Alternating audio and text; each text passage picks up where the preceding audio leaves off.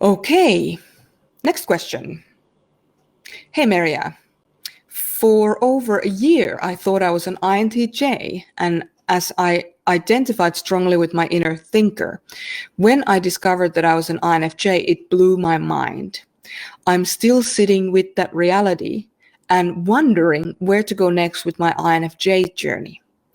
Can you recommend ways to reconnect with my inner feeler, the unifier, and develop more self-acceptance there? Okay.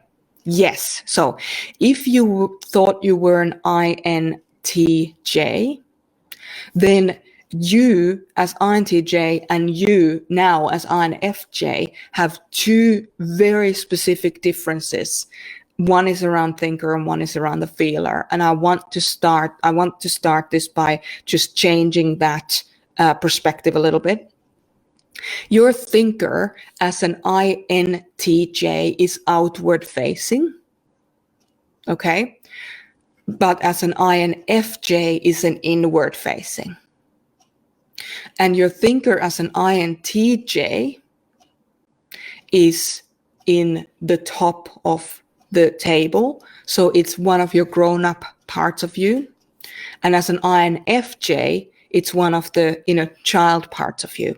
So there's a really big difference between the INTJ and INFJ, even though they might feel similar. I mean, I myself have been tested many, many times as an INTJ, even though I am an INFJ, but it's because my thinking was so extremely almost, I was going to say condescending toward my feeling, but I think more overbearing is probably a more accurate way of describing it. Now, if you do feel like you are an INFJ, then I want to speak to you as an INFJ from here on in.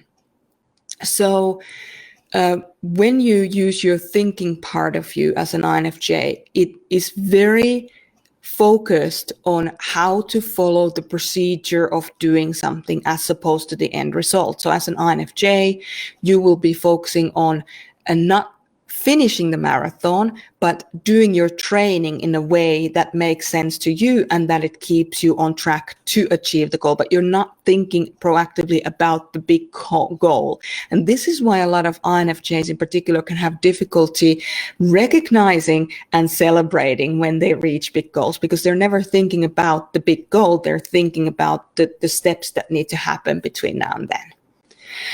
And so as such, I'd like to invite you to think about yourself and your inward-facing thinker, your scientist part of you as an INFJ, and start a conversation with them, with that part of you, and say, hey,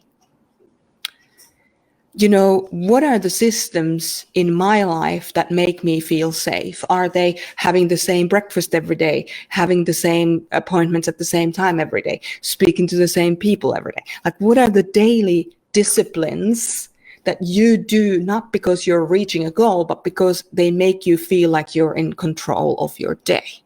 So that's number one.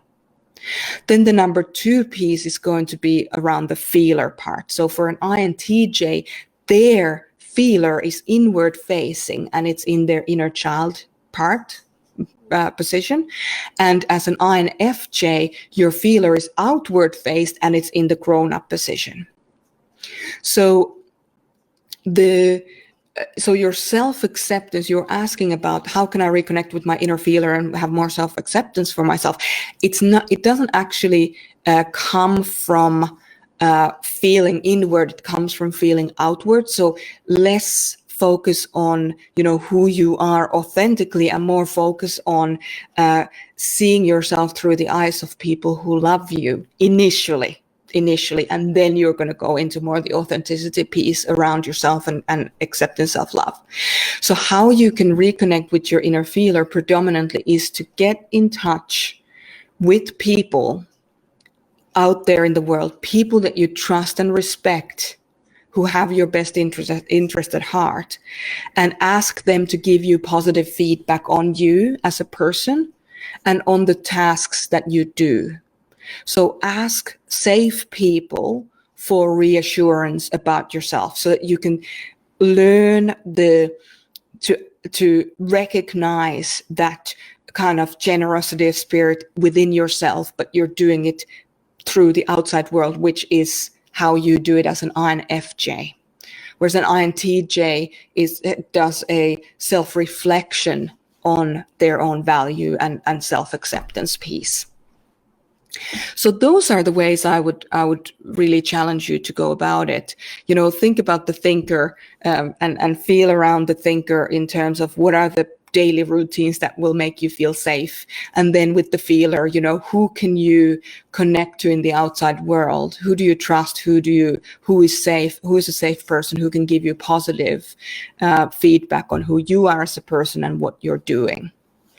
So that's where I would start with that. But I mean, that journey to self-acceptance, it's a very long one, and that's not, this exercise is only going to bring you the first few steps, and then you're going to have to continue doing some more work on that. So if you're interested in working with a mentor to actually walk you through that, because it'll take about 6 to 12 months, even if you are working with a mentor, to really get to that point where you can accept yourself and start living, start mastering your life, then get in touch with us at desk@infxproject.com, and we can put you in touch with a possibly suitable mentor that you can work with.